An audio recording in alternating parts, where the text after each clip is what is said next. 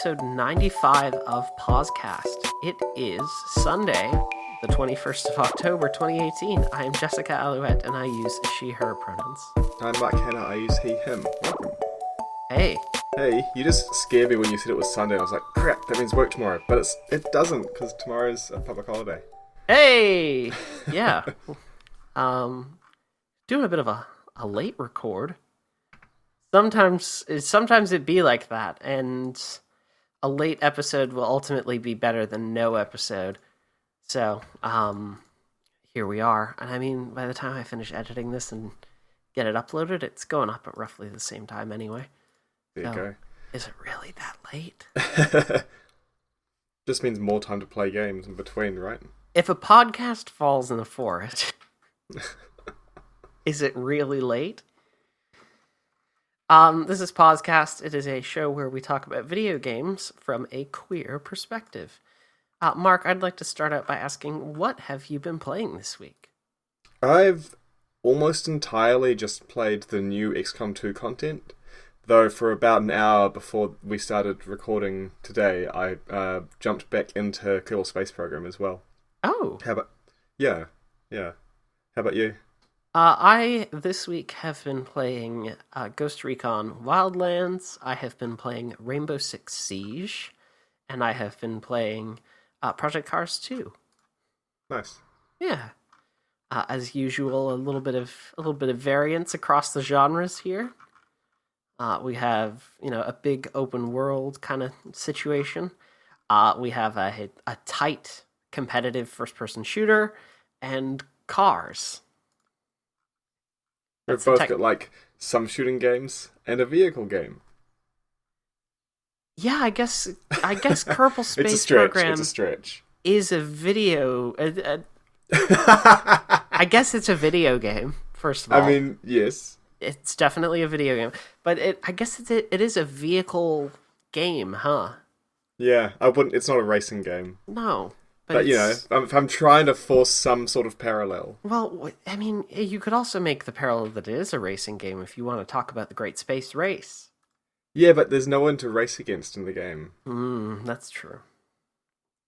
There's no, rival Kerbal factions trying to get up. I think I'm happy about that, actually, yeah. That'd be kind of an interesting mod of sorts, though.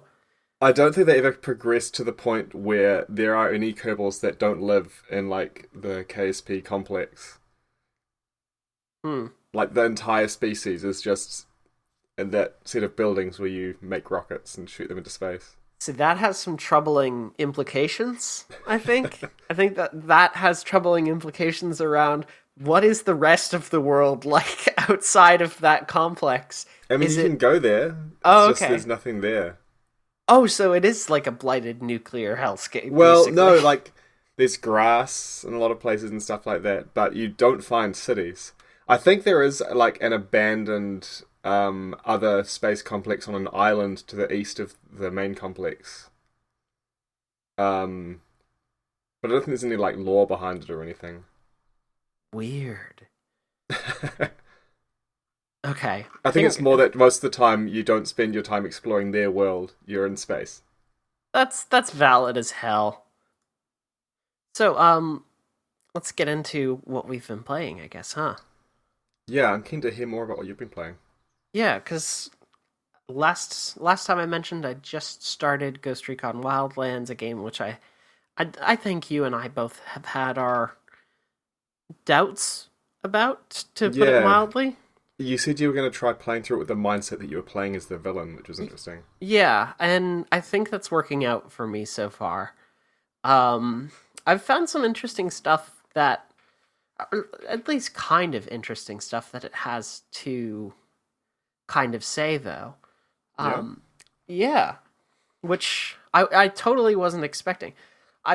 Let's make it clear, though.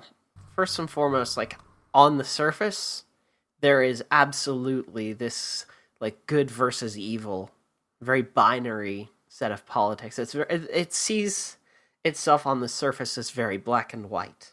Mm-hmm. That part is very unambiguous. The law is always good. It shouldn't be questioned. The U.S. government are working for you. It's put in no uncertain terms. And then there's and I'm still very early in the game, and I hope that there is more of this stuff that I can find as time goes on. But there's lore items and recordings that seem to indicate some murkiness that the game maybe wants you to think about. There's murkiness to that black and white. There's these gray areas that it might want you to kind of confront and acknowledge. So, for example, one of the recordings I found was from the man whose murder basically kicked off the chain of events in the game. His name's Ricky Sandoval. Okay. He worked for the Drug Enforcement Agency.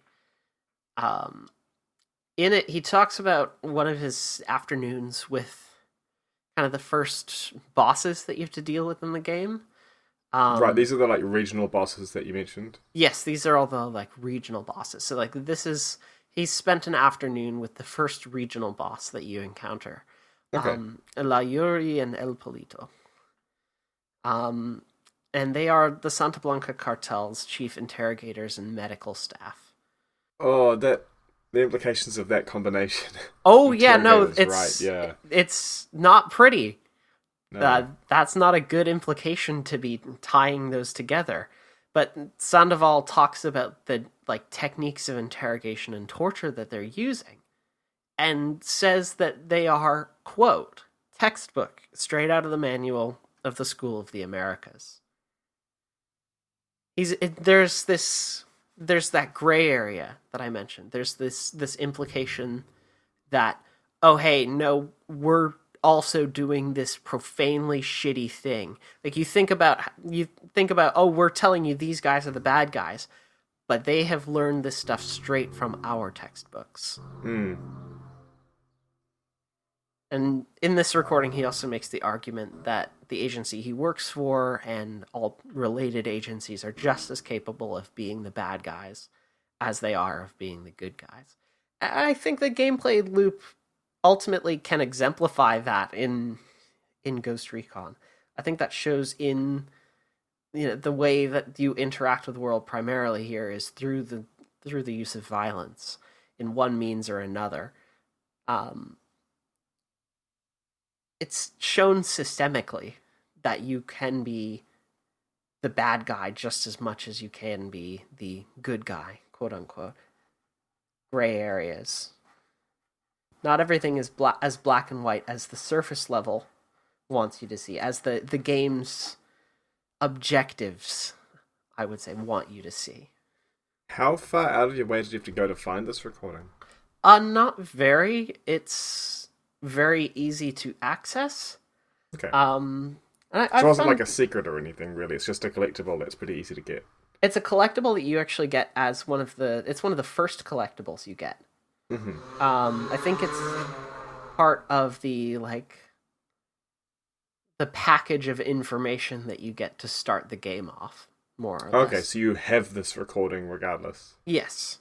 And I found some other stuff as well that kind of indicates stuff along the same tone. There was a recording that I found of a woman who was working for the Santa Blanca cartel and came to Bolivia working as medical staff. But has found herself working in, as she generously puts it, bioengineering. And she talks about her fear of being unable to leave now. She can't back out of what she's doing.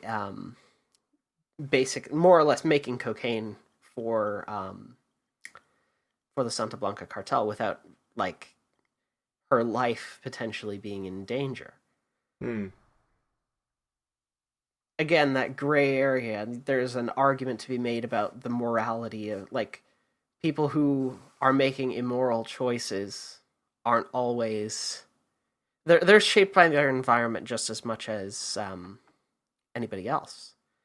And sometimes their environment is too dangerous for them to escape a bad situation, even though they desperately want to. Is that a recording you find but you like the person themselves isn't necessarily in the game. Yes, I believe that is the case. It's one of those. Okay. All good. Sweet. Did you have a thought to expand No, upon no, there? sorry. There was a loud motorbike going past. I said I was waiting for it to go past. Okay. You only need to worry about that if you are planning on talking. Yeah, no, sorry. I think I was talking at the end when it came past. Anyway, it's gone now. Okay. Sorry for interrupting. No, that's fine. Yeah, it's Ghost Recon Wildlands. I'm gonna try again here. Okay. Ghost Recon Wildlands clearly has this, like, it has a sense of moral ambiguity buried in there somewhere. I'm still very interested in seeing how it wants to continue to tackle that. If the narrative at any point will force me to tackle that, rather than it being kind of semi-optional stuff that I can find and read and listen to. Yeah. I don't think it will. I think that surface level binary is going to very much continue to persist throughout the main narrative, even in spite of narrative trappings that are not narrative trappings, but narrative lore. I'm going to just say lore. I don't like the word lore, but I'm going to use it because it's the most accurate way to describe it here. The lore has the moral ambiguity. It has the gray area. The main narrative, I don't think, ever will have that same level. It's curious. It's very curious, and it's encouraging enough for me to want to continue to poke at it. Yeah, I hope there's a lot more of that to find. Because the surface stuff I saw of the game when it was in its beta was just worrying. All right. Do you want to talk about your experience with XCOM 2? Yeah, so what's happened is they, just about without announcement, honestly, they dropped a new pack of content, which I believe they're calling Tactical Legacy, which unfortunately is kind of generic enough I can never remember exactly what it's called. It's Legacy Tactics or Tactical Legacy or something like that. The idea is it's sort of a different game mode that kind of bridges the gap between the first XCOM game and XCOM 2. And it's got some stuff that ties back to the originals that this franchise was remaking. So the main thing it adds is a set of sort of mini campaigns, each of which is 7 tactics missions back to back. When you progress from like the base level of technology and enemies in the first mission all the way up to in-game stuff in the last mission. Each of them telling a story bridging the gap between XCOM 1 and XCOM 2. And with 7 missions, they kind of take about 3.5 hours each. The UI is a little unclear. I thought at first that you couldn't save your progress in the middle of it and you had to do the whole thing in one go.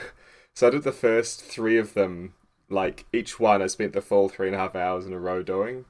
Before I realised in the 4th one, when I stopped after the first mission, that, oh, you can actually just stop and come back to it. So that was a kind of a pain that I didn't realise to start with. They have Iron Man mode turned on, not just by default, but like forcefully. So, whereas in the normal campaign, if you're not playing with that mode, you can, save and then load if something goes wrong. And I'm used to playing that way, and this different mode has forced me to play without being able to load my saves. It's been quite interesting knowing that if I want to undo this mistake, I have to do the last 3 hours again, kind of thing. Thankfully, I didn't make any terrible mistakes. No one died. Mainly because the only people who would have died were story characters that are definitely alive after these stories, so they went unconscious.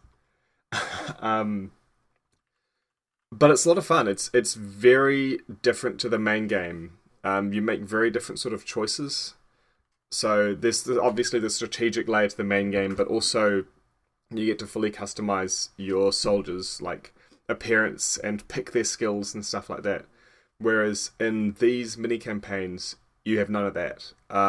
Their skills are set for you. The only choice you make in a sort of strategic layer is at the end of each mission, except the last, obviously, you're given 2 options for gear upgrades, and you pick one over the other. So it might be you can get some special grenades, or you can get some special ammo, and you pick which one you want to have. And then the next time you might get some like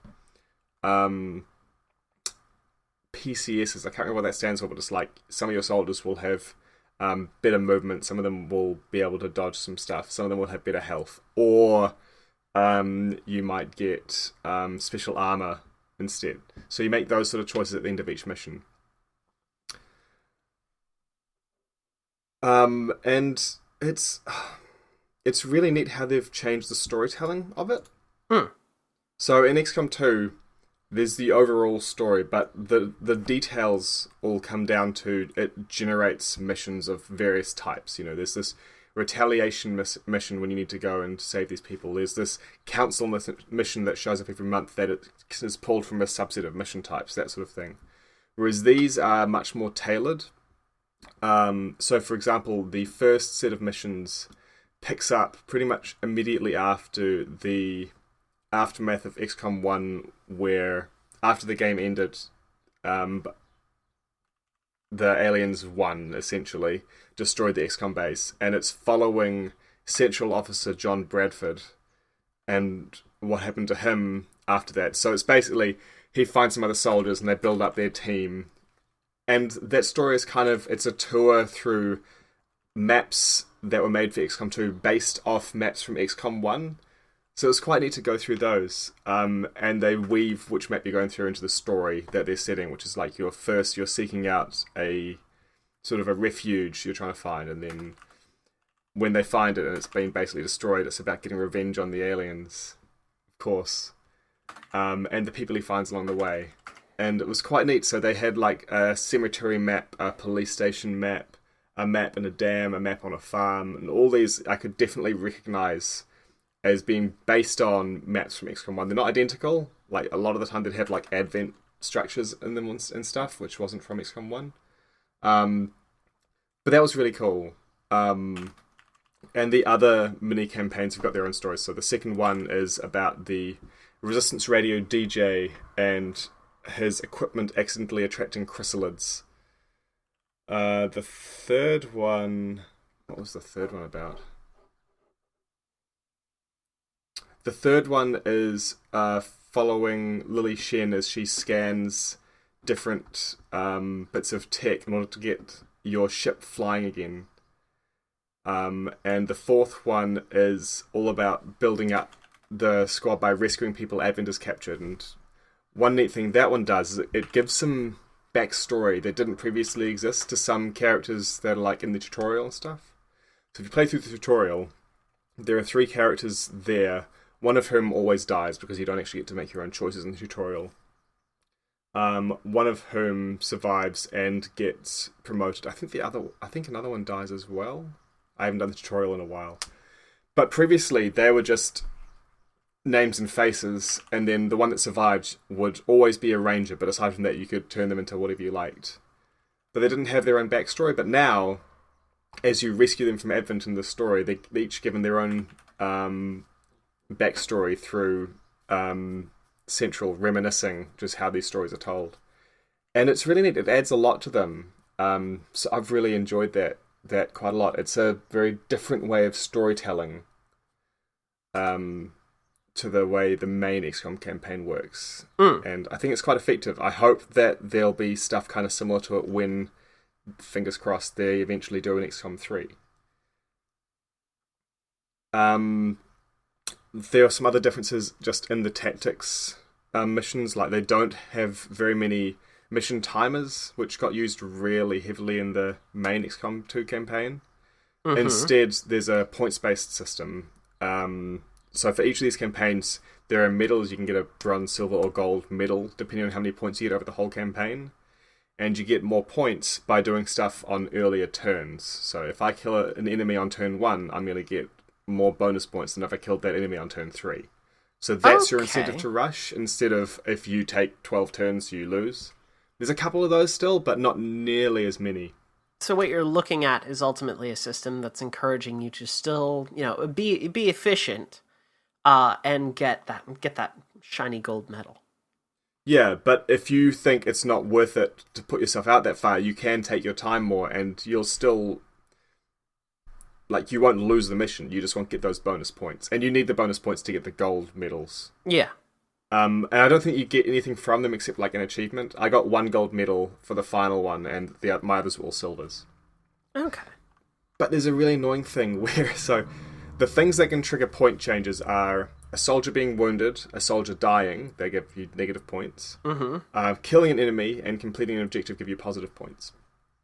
But every time the points change, it takes several seconds for the UI to do its thing. It like pops up with, an enemy died. Points plus 2,800. And then it goes like up into the corner. It takes like 4 seconds. That's bothersome. Especially when like an enemy throws a grenade that hits 4 of your soldiers and it goes through it 4 times, once for each soldier wounded, and you're just sitting there. So yeah, it's annoyingly slow, the point system. I found a mod since that apparently speeds it up, but I haven't actually tried playing with that added. So hopefully that will make it a bit better. And XCOM 2 initially had an issue with like a lot of slowdown, where like, you'd shoot and there'd be like a second where the game was just told to wait kind of stuff. So yeah.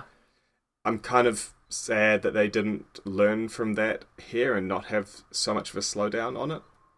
But it is what it is. Hopefully it'll get patched out in good time. Yeah, I mean, at least there's mods. So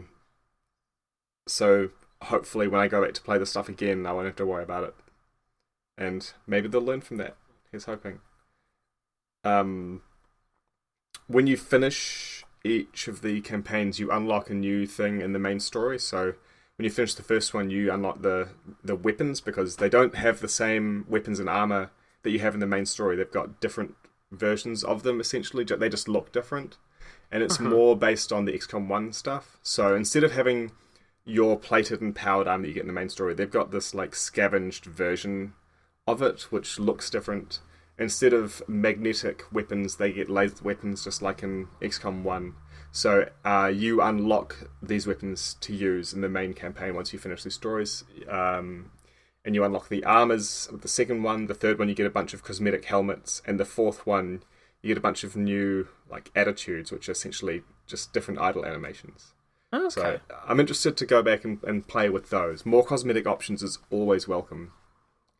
Though it does seem a little strange that with the weapons, and I think the armor as well, you just get one of each. Okay. Instead of it being a new cosmetic option. But again, there's mods to make it a cosmetic option. So since having played it, I've gone and got some of those so that when I go back and play the main campaign again, I will just have those cosmetic options, which would be great. More cosmetic options is good. I like it. Character customization is really fun, as it turns out. I like, we could look at Soul Calibur 6 and the like bananas bullshit that people are doing in that, and having it just launched, and I've definitely already seen some character creator bullshit such as Ronald McDonald and Sans from Undertale. So like, I didn't know that Soul Calibur games had a character creator. I thought it was like pick your fighter kind of stuff. It kind of is, but it kind of also has those custom characters. You can choose like archetypes, basically. Interesting. I had no idea. Yeah, it's kind of wild. Yeah, speaking of character customization though, that's one thing that has been completely stripped out from this game mode. You don't customize these characters at all, including you don't customize their skills. So it's been interesting how it's forced me to play with skills and combinations of skills that I never picked up in the main game. Unfortunately, with the lack of visual customization, so it's fine in these 4 pre-built campaigns because they've like built these characters up. They look cool. But there's also a mode to just generate one of your own 7-mission campaigns, or just generate a mission to do. But when you do that, the soldiers are, again, their appearance is generated, and sometimes they can just look dumb, and you can't fix it. It's kind of annoying. Like, I started a custom 7-mission mini-campaign, one of my initial soldiers is wearing like a full-face hockey mask, but also they're chewing some straw that's sticking out through the mask, and it just looks like ridiculous. So I feel like I want to abandon it and start again just because I got a soldier that looked ridiculous. Which, yeah, is a shame because XCOM 2's character customization stuff, I think, is one of the places where it really shines. It's a shame that there's none of that here at all. I can understand why for custom built campaigns, but for the generated ones, it would be nice if there was a little bit, at least. I don't know. Yeah. I haven't yet tried, but there is also a mode where you can just say, I want to do a mission that is this mission type on this sort of map. So you could be like, I want it to be a small town in a temperate zone, for example. And you can get some customization. Like, I think you can customize your squad skills there, but not how they look. You can choose what type of enemies are there. Like if there's a lot of psionic enemies, if it's just a general mix. I haven't tried it yet, but I'm glad it's there.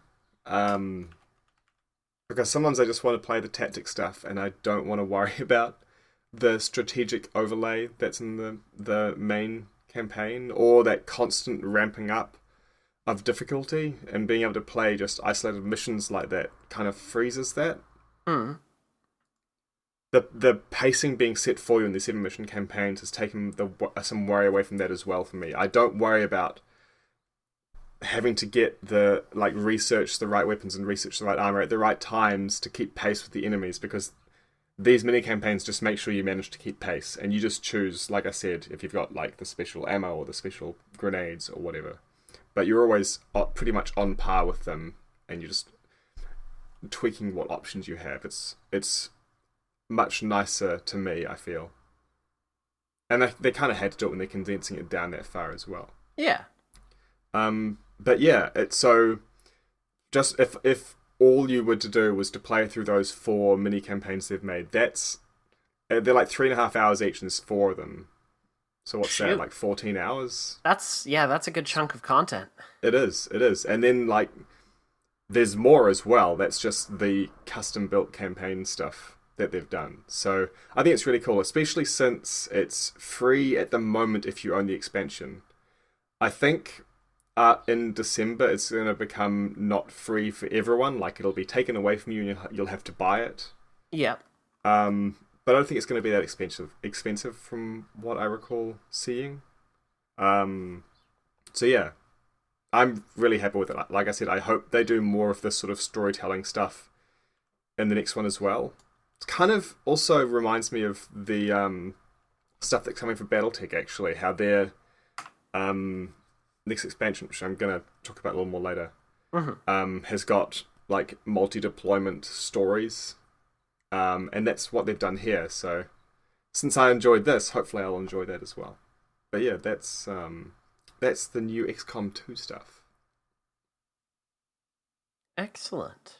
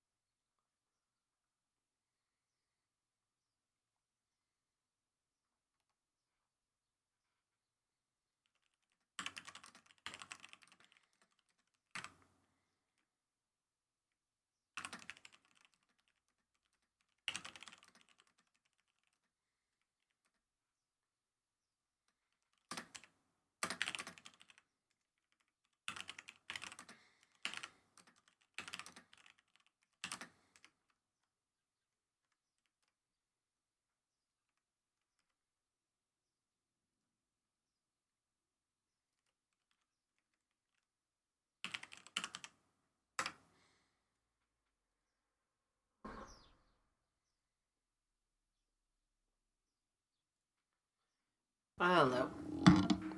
I've returned. I've got coffee. Hey. Cool.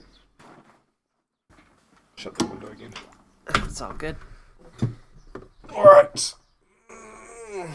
Back at it. All right, so I'll talk about Rainbow Six Siege next. Cool. This will be this will be very quick, and then we'll get into the meat of it in the Project Cars 2 thing, which is going to follow up in a second. Okay. All right, so do you mind if I talk about a couple other things I've been playing? Of course, go for it. So I've been playing Rainbow Six Siege, and I've been playing Project Cars 2. Let's start with Rainbow Six Siege. Number one, the new season called Operation Grim Sky has added a couple of new operators, which are the game's... Operators? So you were about to say. If you're familiar with League of Legends or Overwatch, and the concept of champions or heroes, similar sort of thing. They're the characters that have their own unique abilities and such. Okay. So every new season adds a couple of new characters. They are called operators in the lingo of Rainbow Six. I am super, super gay for one of them. The new operator Clash is very, very attractive, I will say. And she has an electric hyperextendo fuck you shield. Okay. She just has a big electric bulletproof shield that she can use as her special ability. It slows down your movement. It's terrifying to go up against. So, not ideal. Not ideal to see that coming at you. She's good. I really like her. But let me tell you, as someone who's been playing Siege for a very little amount of time, it's one of those situations where it's kind of wild to be poking through a game where the people who have been playing it extensively for years at this point. And it's been pushing the limits of my patience and forcing me to eat a little humble pie. Right, so basically you're playing it as a feeling you play it, and they've been playing it for heaps and heaps of time, and you're getting matched with these people. Yep. Eesh. Yeah, so little bit of humble pie. I take a lot of losses, shall we say. Doesn't feel particularly good. And I've also been playing Project Cars, which has been forcing me to eat humble pie all of the time. Even more so than Rainbow Six Siege. Because the thing about Project Cars 2 is, like, online racing, while it's totally fun, it's also frustrating because of how poorly I've been doing at it. For all my talk about being really, really good at racing games, a thing which I still think ultimately I am, I've been completely unable to back that shit up. I can't. Like, it has just proven very, very challenging. And it's that humble pie that I've had to eat because I have not been doing as well in this game as I think I should have been. And between Siege and Project Cars, things have been a bit demoralizing for me in the games that I've been playing. There's a few other examples that I can pull there as well, but things have been pretty demoralizing for me. Is this kind of the negative potential of competitive multiplayer? This is the negative potential of a combination of competitive multiplayer and a competitive personality. I'm really competitive. I don't know if you knew this. I really like competition. I really like playing games in which I can compete against other people. Even my own wife is not exempt from my competitive nature. I have definitely had moments in which we have, decided to 1v1 each other because we are out to, I'm out to prove that I'm doing really well. The last time we did that, by the way, it was 1-4 in a best of 5 match. We played That's fairly one-sided. Yeah, we played all 5 rounds. I won the first one, to my credit. Oh, it went that way. It went that way. I won the first one, and then Ash kind of destroyed me in the rest of the four. Back to the topic though, that competitive nature. It's tricky to deal with because it means that I want to put myself above everybody else I'm playing with to a point, and it's proven to be rough in Siege and Project Cars and everywhere recently because it's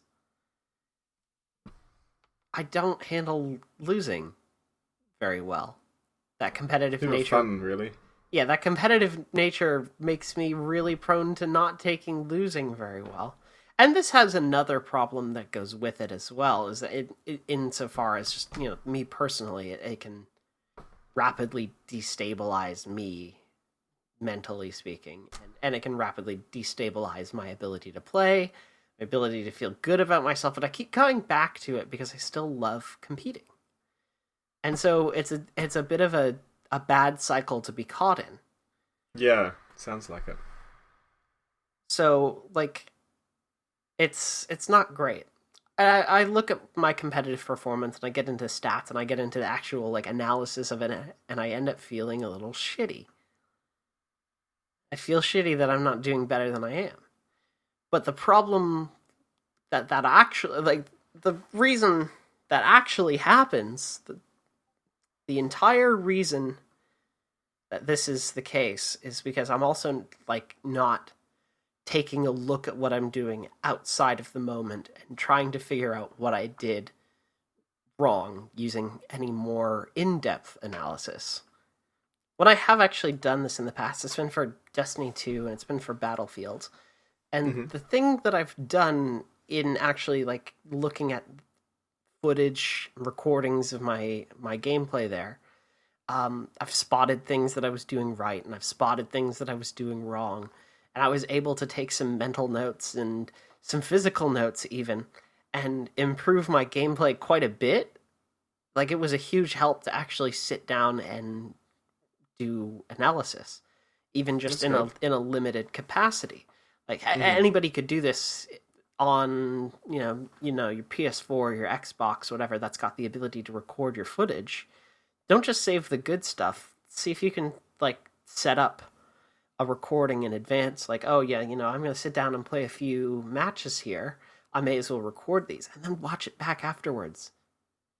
There's this angle to the game that opens up because you can see everything that you are doing wrong. You watch a streamer or you watch anybody who on like YouTube who's playing a game. You can probably also spot things that they're doing wrong. Like, you can spot things that, oh, I should know better than this. In their gameplay, in your gameplay, you can spot that stuff pretty easily. Even with just much harder to spot when you're playing, right? Yeah, it's much harder because you're thinking about actually reacting in the moment to a thing. You're not thinking about the wider. You're not thinking about, oh, am I doing this wrong? It is, I'm making a decision now, and it has to be the right decision for now.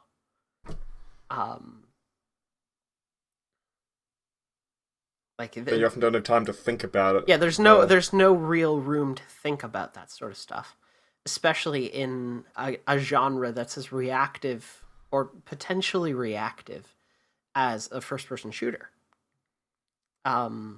Racing games, even, you have to be quite reactive. And you can't think about, okay, well, what just went wrong on that turn that caused me to spin out? Did I screw up my, XYZ? Is my weight balance totally off? Did I fuck up my tune?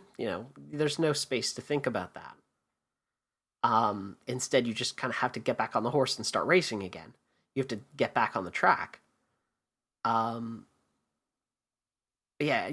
in order to do that analysis, though, you have to be conscious enough to not actually just get down about the performance without taking any steps to do anything about it. And that's what I've been doing, admittedly.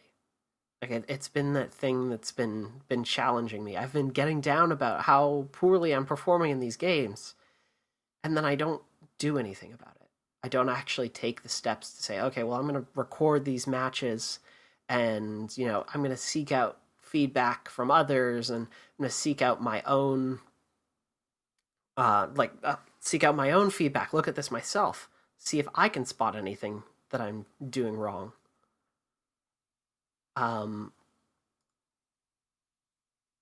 Yeah, it's been hard to deal with. Competitive mindsets in general are hard to deal with, I think. For both the person who has them and for the people around them. So this actually reminded me quite a lot of when I used to compete in Taekwondo. And I was never really a competitive person, but there was quite a while where I kind of felt obliged to compete, I guess. But just the stuff you're talking about like watching back recorded performance in order to analyze it and see what you could do differently is very familiar from that context. Is that something that you did in Taekwondo as well? Occasionally, not super often, but often in an actual competition rather than training for it. You'd get someone to record your bout, and you'd go back and watch it again. You'd be like, oh yeah, I can see I should have done this instead, kind of thing. And again, it's not like you have time to think about it in the moment, but you can realize how to direct your training in order to get you to respond a different way. Yeah, absolutely. Yeah. And there's a part of that response that's also like it needs to become automatic as well. Like Yeah. part of looking at the problem is also, thinking about how you can kind of counter it, and then training so that the response to that situation in the future is then automatic. It's interesting just thinking of that and looking at the list of games we're talking about having played, how the ones you've played, which most of or 2 out of 3 of them are competitive, are about that you don't have time to think. Whereas the ones I've been playing, not competitive, I have so much time to think. Like in XCOM 2, you have as much time as you want to think and treat it like a puzzle. Kerbal Space Program, there's a lot of planning that goes into it, so you've sort of set your decisions ahead of time, and it's not very fast-paced, unless stuff goes really wrong. Battletech as well, that I mentioned briefly, like, there's no time limit on it. You just take as long as you want on your turns. XCOM is kind of like chess. Yeah. Like, there's a lot of time for you to think there. Yeah, it's not timed chess. No, it's not timed The only chess. time pressure is, like, you have to do it in this many turns. But your turns, you can take as long as you want to think about them. It'd be really interesting to see, like, the evolution of speed chess tactics in, like, a person. Like, if you were to record them playing, like, several games of speed chess over time, how they would think about their strategies differing every single time, that could be potentially pretty interesting.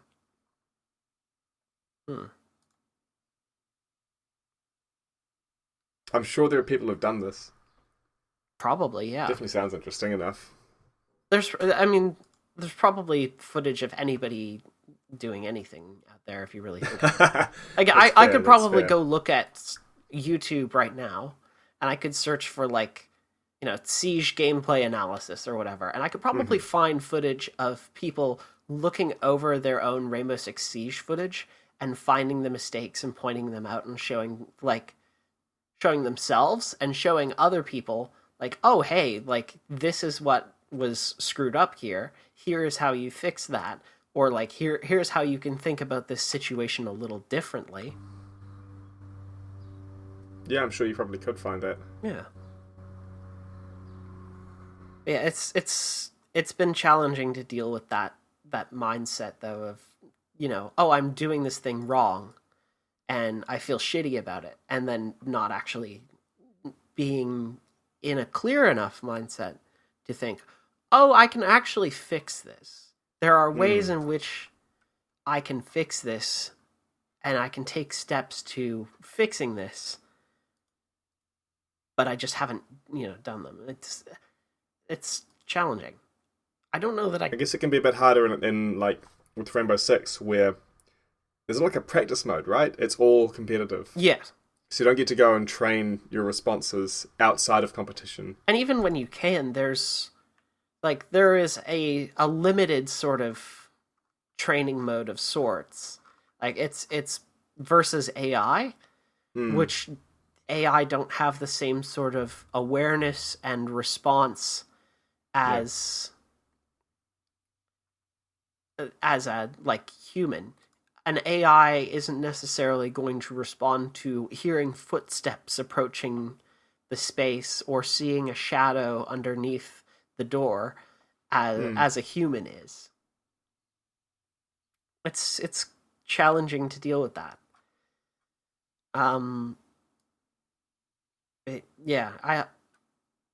It's got this whole competitive mindset has just gotten me down a whole lot in the recent past. I don't much care for that, so Fair enough. I don't know how.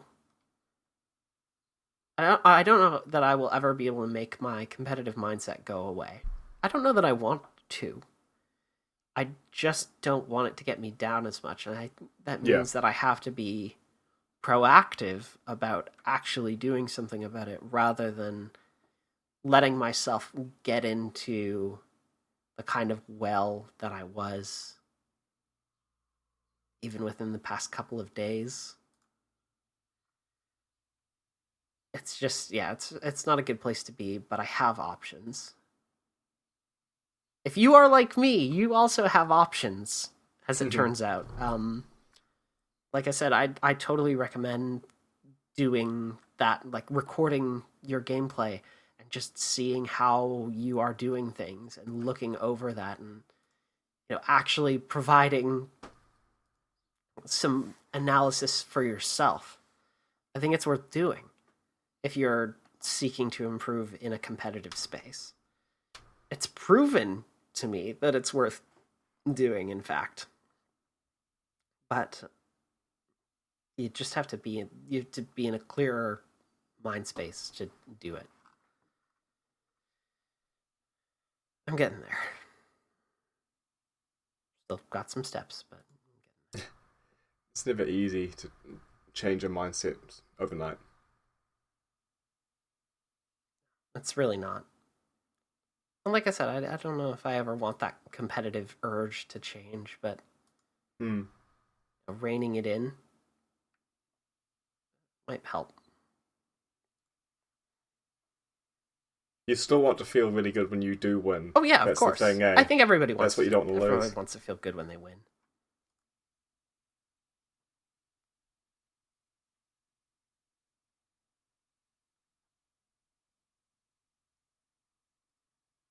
All right. Do you want to finish up by talking about Kerbal Space Program?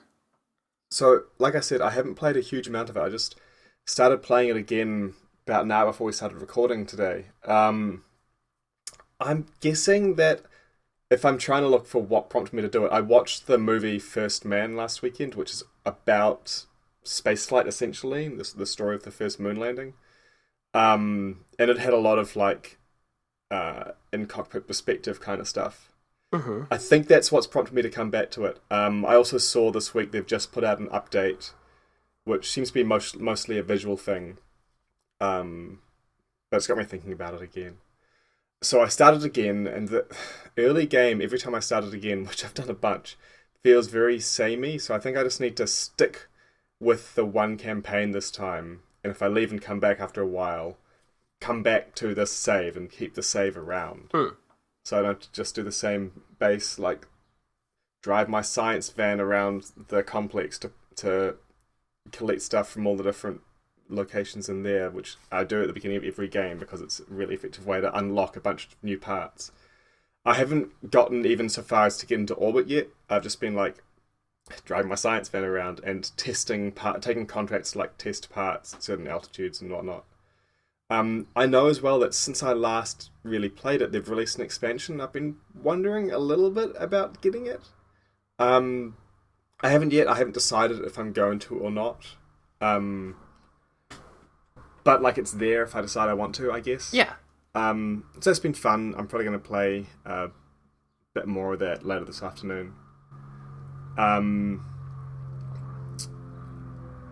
But part of the reason why I'm not sure about the expansions, I know Battletech's expansion is coming in just over a month, and I'm definitely planning on getting that. Okay. And I saw news just this week that they've announced basically their future update plan, where there's this expansion Flashpoint coming next month, and then in sort of mid next year. Of course, they've said summer, but for us down here, they mean winter.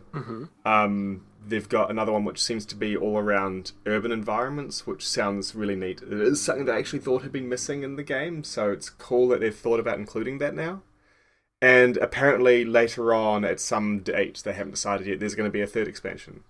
So that seems pretty solid. I'm excited to see more announced about that, as well as just getting back into it next month after I get the expansion.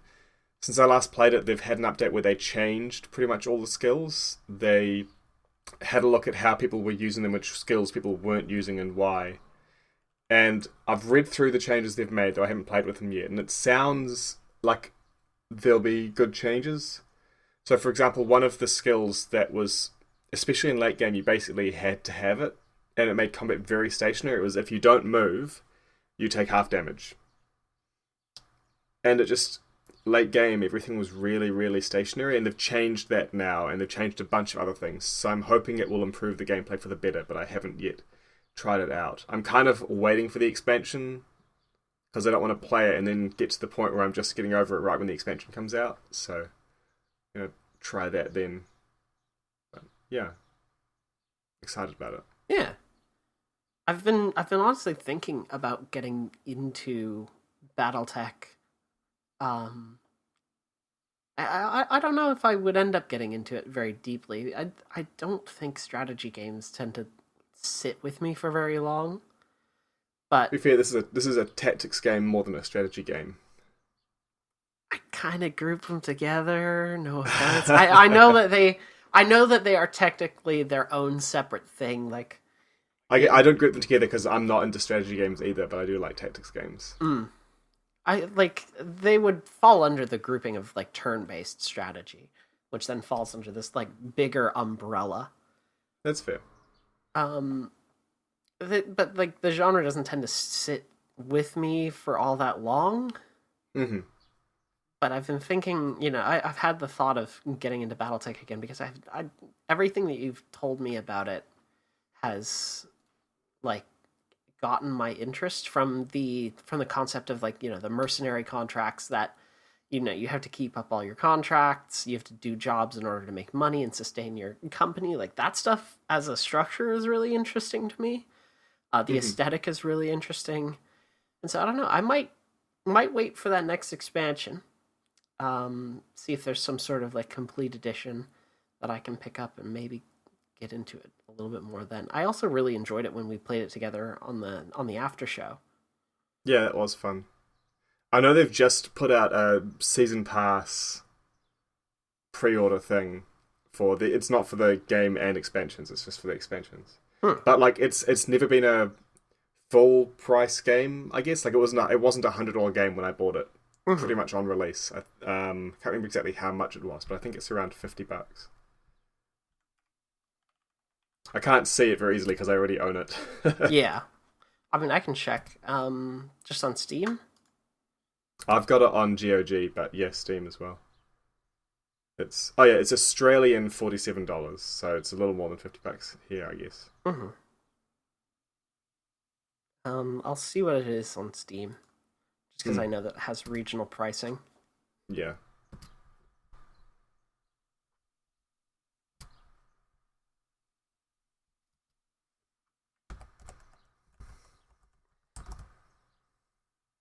It's $50. 50 on Steam? And the season pass is also $50 on Steam. Okay, so it's a total of about 100 NZD.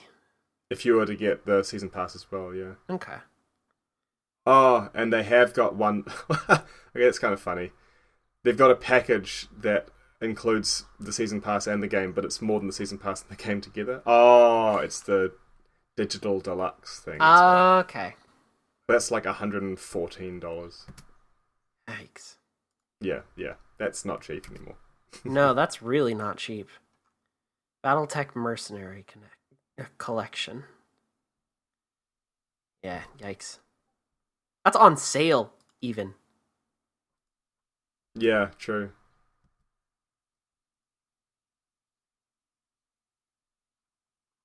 My God. It's all very expensive. Video games are such an expensive hobby. This is why I don't buy them very often. This is true. All right. Mark, what are you looking forward to playing this week? I'm gonna play some more KSP, I think, and I'll probably play some more XCOM 2. Might do some more Assassin's Creed Origins. It depends on what I feel like. Yeah, probably just that. Assassin's Creed Origins will be a good time for you. Yeah, I have enjoyed it. I haven't played it in the last week, but it is fun. It's definitely been more of a good fit for me than Black Flag was with all of its homework. Yeah. I still really appreciate the no bullshit approach that Origins has. Very lightweight in comparison to Black Flag.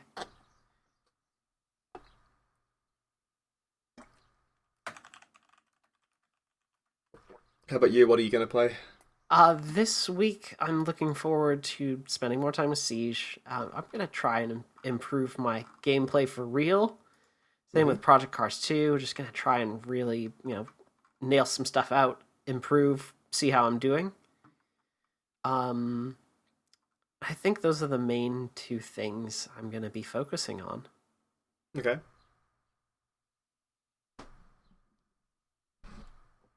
All right, and that is going to do it for this episode of PauseCast. Thank you so much for listening. If you like what you heard and want to support the show, we have a few ways you can do that. The first and one of the easiest is to support the show.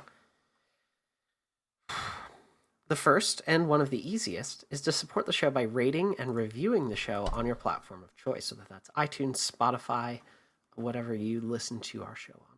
It helps us with visibility a lot, and we really appreciate it. You can also support the show financially. We have a couple ways that you can do that as well.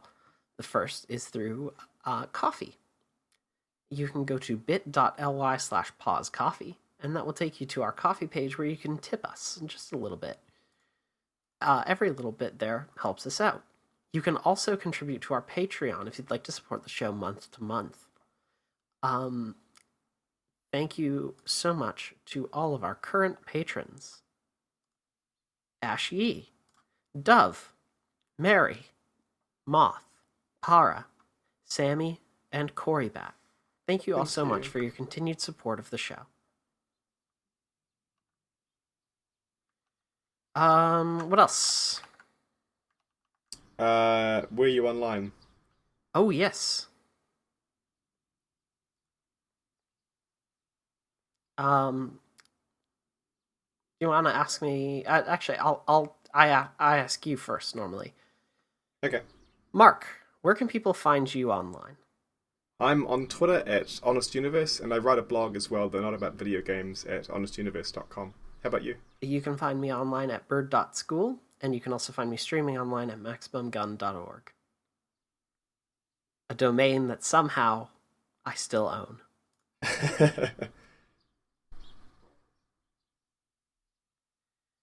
All right, and that's going to... Oh, yep, music. Always a good catch. As well, thank you so much to Leon for the use of our theme song, Honey Milk Island. You can find Leon's music and download some of it for free at soundcloud.com/LEYAWN. And that's going to do it for us. Thank you so much for listening to this 95th episode of PauseCast, and we will see you next week.